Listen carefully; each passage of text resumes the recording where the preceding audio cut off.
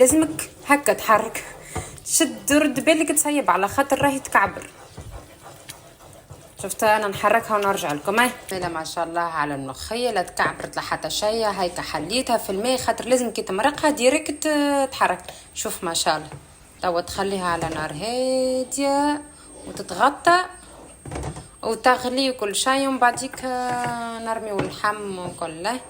وكيف ما تشوفوا هيك بعد 3 سوايع شوفوا كيفاش تبقبق وعلى نار هاديه. شوفوا النار قداش هاديه على الاخر. اللحم هذايا اللي فوحته وديجا بيته انا مفوح، وزدت الراس الثوم هذاك هرسته وحطيته معاهم تويكا باش نخليه يغلي ساعتين. كي كلين تقر هي زيدها.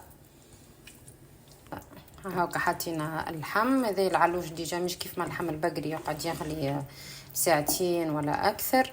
هذا اللحم علوش ديجا مفوح. بعد ما حطينا اللحم باش نزيد نحط الرند يفوح، وباش نزيدهم الفلفل الشايح. شوفوا بسم الله ما شاء الله كيفاش الملوخيه تبارك الله طابت. خليتها تغلي على راحتها. شوف هايكا كل شيء طاب وما لصقتش. هايكا ما شاء الله. شفتوا تبارك الله بسم الله ما شاء الله. نحكي لكم مش على الريحه نودكم ولا نشهيكم. حاسيلو اللحم ما شاء الله طاب. هاكا الملوخيه نتاعنا طابت. وكيف نقولوا ملوخيه نقولوا خبز عربي.